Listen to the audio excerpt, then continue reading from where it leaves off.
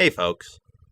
So, as you've traveled through the vast web that is the internet, you've heard whispers of these things called Japanese role-playing game.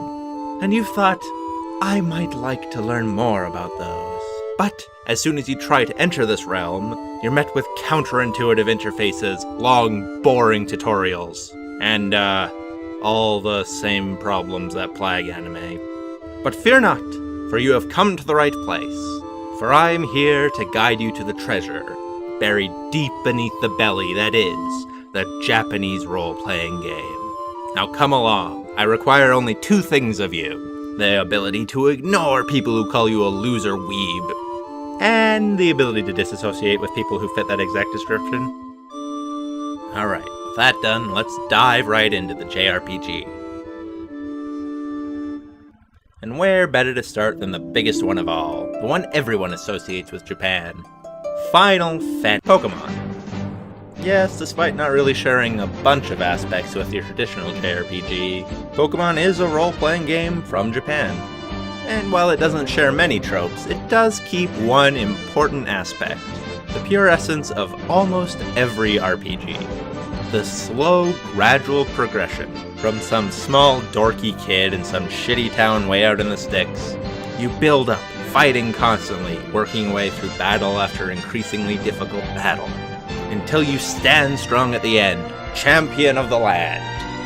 That feeling of achievement is the essence of every RPG, and with the art style, setting, and simple combat, it is the perfect jumping on point for the JRPG. But come on, you're saying. Everyone knows about Pokemon. Even grandmas buying their grandson that newfangled Game Station Nintendo box know about Pokemon. No, you want the real stuff, a game that exemplifies the very genre that is the JRPG. Well, let's start with the big one then. Final Fantasy Dragon Quest. Yes, despite its average-ish fan base over here in the West, Dragon Quest is just the most straightforward and simple example of a JRPG. You explore a vast world, visiting dungeons and towns, fighting monsters, and gaining experience. Along the way, you meet and recruit party members and eventually defeat the ultimate evil that's plaguing the land. The original game was released in 1986, and yet more than 30 years later, the games are still being released. Over all that time, the basic gameplay and combat for the games really haven't changed, outside of graphical updates. And while that may sound dull to some, it really isn't. The creators really have just stumbled on a winning formula and basically decided to not fix what isn't broke.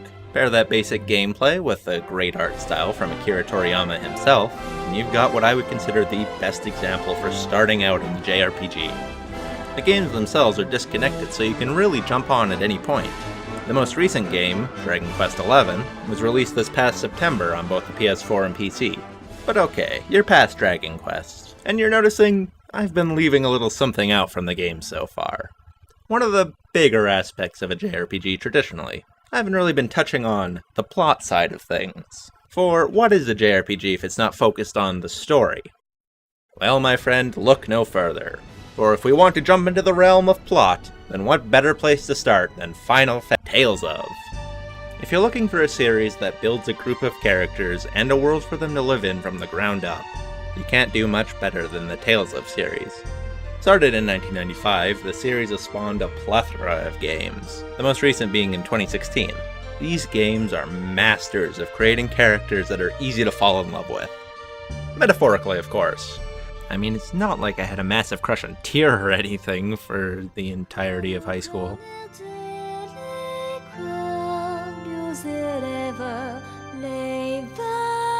Their songs are so beautiful.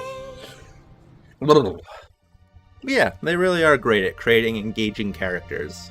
Not only does the plot usually focus heavily on their growth, but their wacky victory scenes and the optional skits that constantly pop up helps to make them more than just a collection of images and data. It's honestly really hard to find a character in Tales of that I hate. I said hard, not impossible. But yes, as the games are really well versed in creating these characters, it really is easy to get invested in the plot that surrounds them, and it just makes Tales of another great way to start your journey into the world of JRPGs.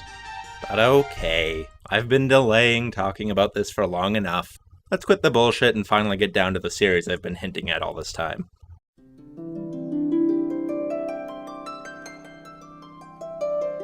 Persona is a newer sensation, only really gaining popularity in 2006, although the first game was released in 1996. The games are traditionally darker than most JRPGs, though quite a bit lighter than their predecessors, and play a bit differently as well.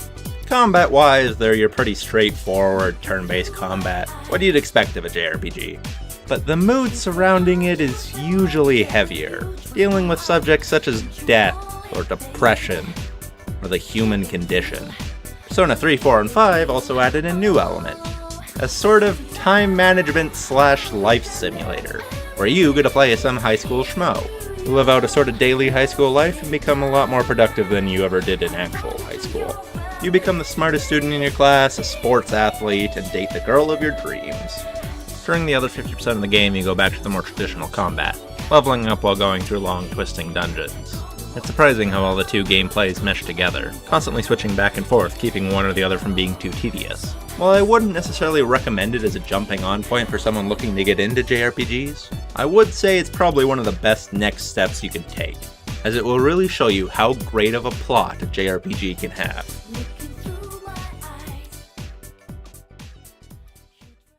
And well, that's about all I have to say on the subject. I tried to cover games that are well-known, well-loved, and generally easy to get into. I understand that outwardly JRPGs can seem unappealing.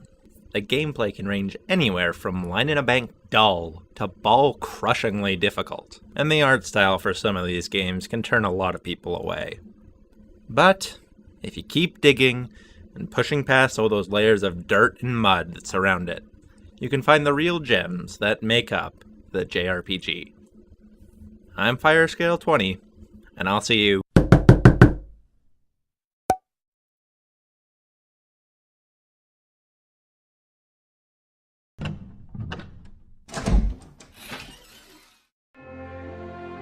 Final Fantasy. While the series may not be as old as Dragon Quest or as popular as Pokemon, it's pretty hard to deny that the series really is the king of the JRPG. I've always kind of thought of the series as the pretentious auteur older brother of the JRPG family.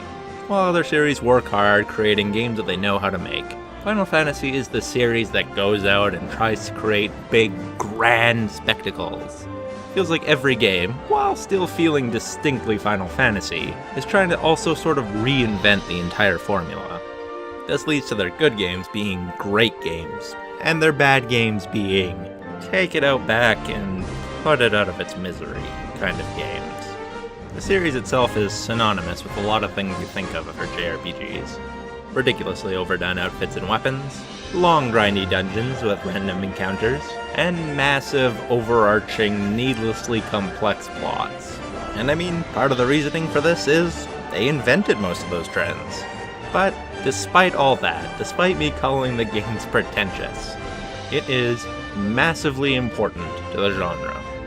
While there are many, many valid complaints you can have for the series, for every bad impression it makes, I feel like it also makes a good one.